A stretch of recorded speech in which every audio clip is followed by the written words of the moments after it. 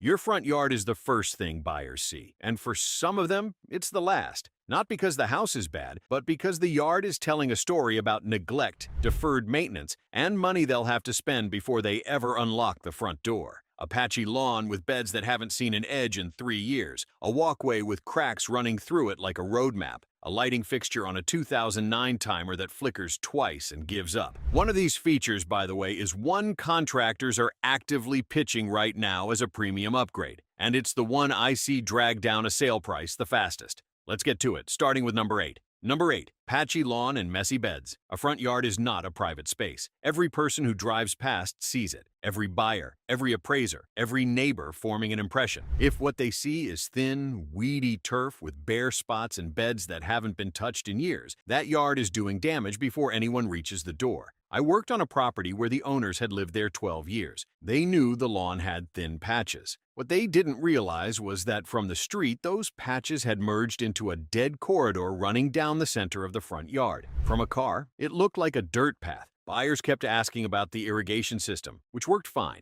The lawn just hadn't been overseeded or aerated in years, and the soil was too compacted for grass to establish. Here's what buyers read from a patchy lawn. Nobody is paying attention to the basics. And if the basics are being ignored, what else is? That's the mental math happening in the first 10 seconds of a drive-by. Turf density matters. A lawn with less than about 60% grass coverage in visible front areas reads as neglected, even if you can't consciously explain why. Core aerate every autumn, a standard hollow tine pass at 3-inch spacing, and overseed with a variety matched to your climate zone. For most of the U.S., a fescue blend handles drought and traffic better than a single species lawn. Overseed at 4 to 6 pounds per thousand square feet in early fall, so the seed establishes before ground freeze. Beds are the other half of this. Bare soil showing through thin mulch, weed fabric that's turned green from age, plants sprawling into each other with no clear line between bed and lawn. Replace exposed weed fabric entirely. It degrades in 3 to 4 years and becomes a weed trap.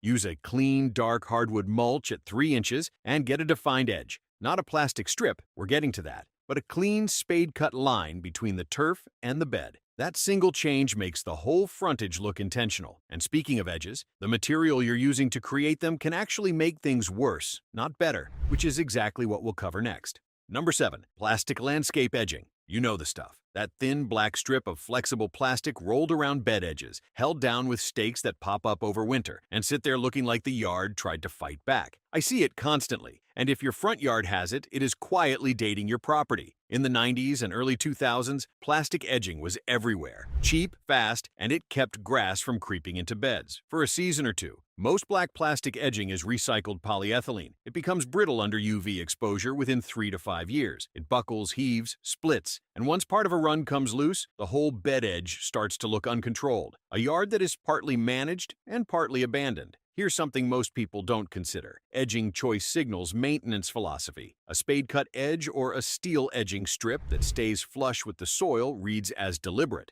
Steel edging, the kind that is 1/16 of an inch thick and runs flush to grade, lasts 20-plus years, doesn't heave, and gives the bed a line that looks architectural even when the planting inside is loose and informal. Corten steel, which develops a natural rust patina, has become a front yard standard in higher-end residential work because it looks better as it ages, not worse. If you're replacing plastic edging, pull the entire run, not just the visible damaged sections. Mixing old plastic with new steel or concrete edging looks patchwork. Do it right across all the beds at once. The material cost is low. Steel edging runs about $2 to $3 per linear foot, and the visual shift is immediate. Your beds go from looking like a project to looking like a design choice. But even with a clean edge on every bed, most homeowners are undoing it after dark without realizing it. How your frontage reads at night is a separate problem, and it's one most people don't think about until their listing photos come back flat. Number 6. Poor front yard lighting. Online listings include evening photography now. Buyers do drive-bys after dark before scheduling showings. And a front yard with weak, yellowed, or badly placed lighting doesn't look cozy. It looks like a security concern.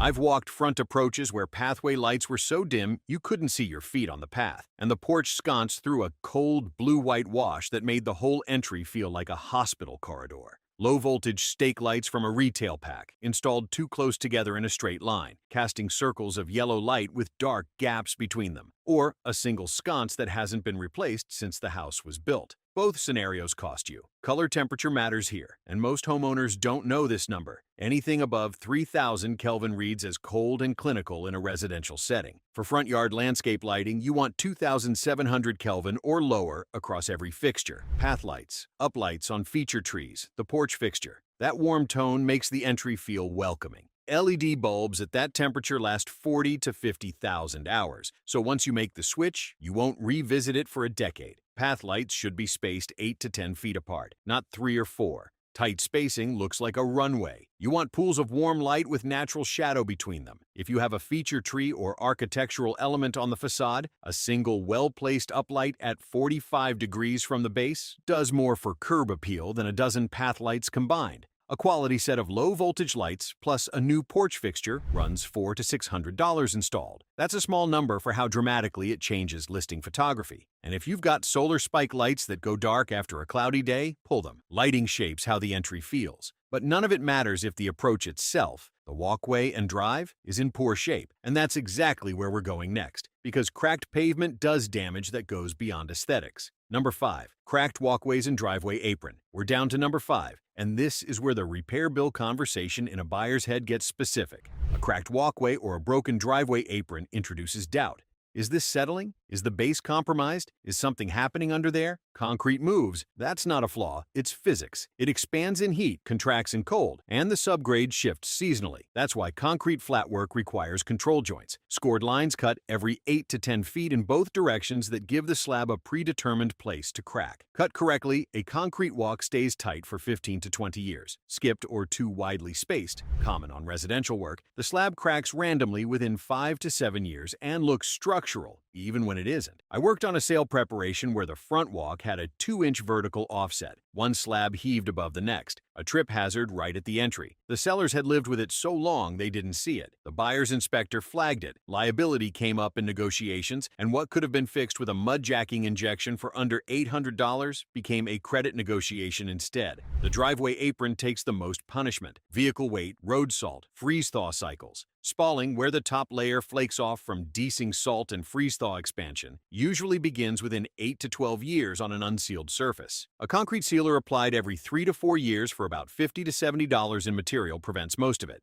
For minor surface cracking up to a 1/4 inch, a self-leveling polyurethane caulk fills and stays flexible through temperature cycles. Wider than a 1/2 inch or any heaving needs a professional eye. But even with perfect hardscape, there's a configuration problem I see constantly in newer front yards, one that makes the whole space feel more like a car park than a home. We'll get to that next. Number 4. Driveway-centric front yards. Go drive through any suburb built between 2000 and 2015 and you'll see it constantly. The front yard is 70% paved surface, a wide double driveway, sometimes with a third apron cut in for a boat or RV, and then a narrow strip of lawn squeezed to each side, sometimes a small bed under the window, looking like an afterthought. The house is visible only from between the cars. This was a function over form decision when those houses were built. More parking, less lawn maintenance. But from a resale and curb appeal standpoint, it signals something buyers feel even if they can't name it. There is no yard here. There is a car storage facility with a house attached. The fix is not about removing concrete. That's expensive and disruptive. It's about reclaiming the margins. Planting beds along the driveway edges, even 18 inches deep, break up the visual mass of paving and reintroduce human scale to the approach. Low ornamental grasses or flowering perennials, not boxwood balls in a row, create seasonal interest that a hardscaped front yard never has. A defined garden bed at the front of the driveway, where it meets the street, frames the entry, and reduces the paving's visual dominance from the road. Permeable pavers, the kind with small gaps between them that let water drain through rather than run off as sheet flow, are worth considering if you're refinishing the drive anyway. They soften the appearance, and some municipalities offer incentive programs for them.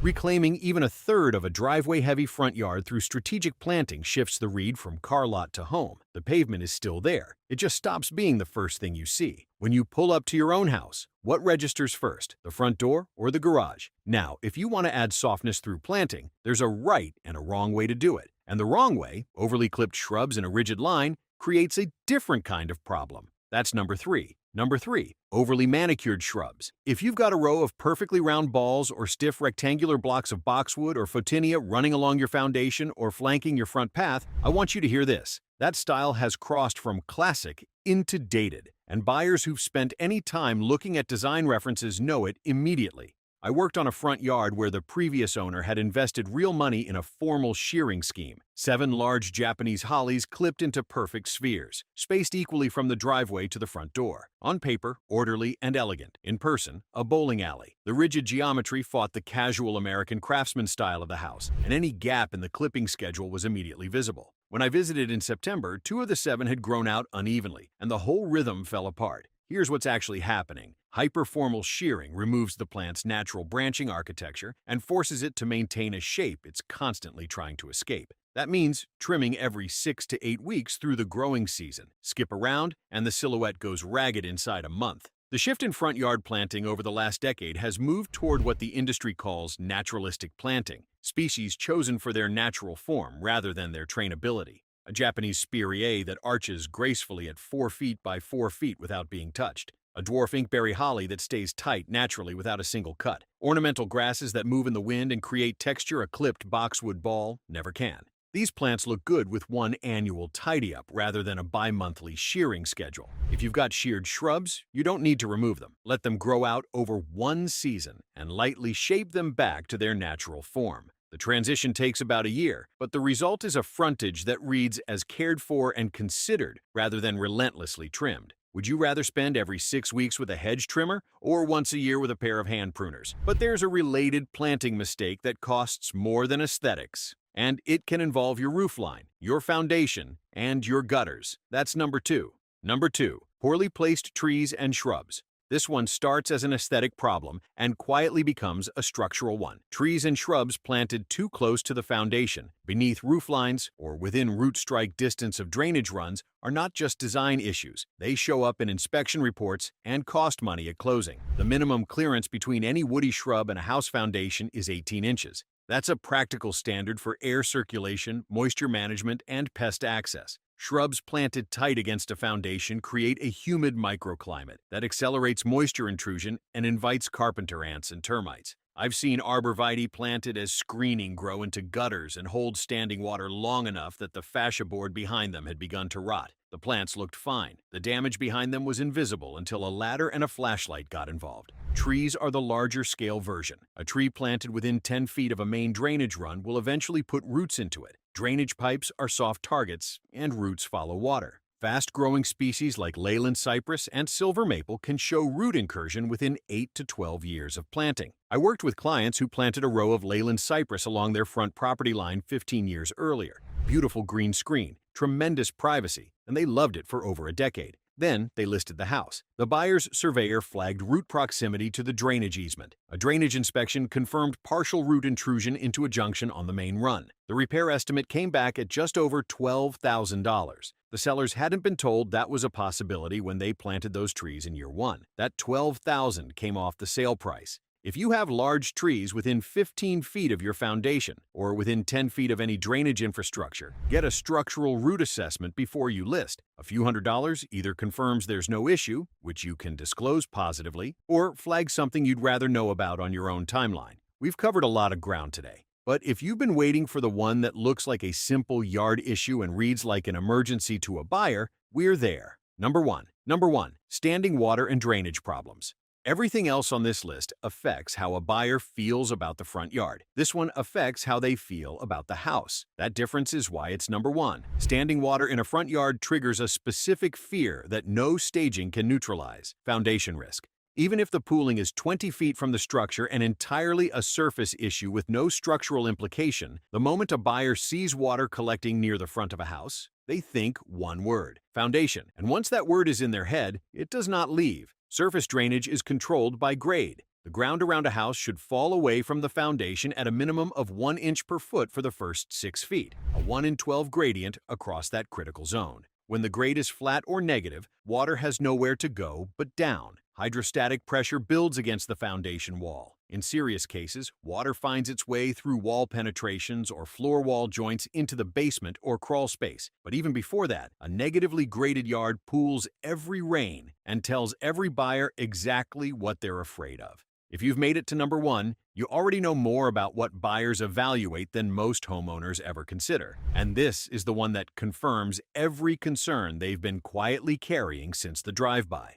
The fix depends on severity. Minor grading issues can often be corrected by top dressing with a sandy loam mix that adds a ½ to 3/4 of an inch of grade, applied in 4-inch lifts maximum to avoid smothering existing turf, then reseeded. For persistent low spots, a French drain, a perforated pipe in washed gravel wrapped in filter fabric with a minimum 1% fall to a daylight outlet, handles subsurface water that top dressing alone won't fix. If water is pooling within 6 feet of the foundation, treat it as a priority regardless of your timeline. A regrade and a simple French drain on the front elevation typically runs $1,500 to $4,000 depending on site conditions. The cost of a buyer's inspector flagging drainage issues near a foundation and the credit negotiation that follows almost always exceeds that. The others on this list are primarily aesthetics and maintenance.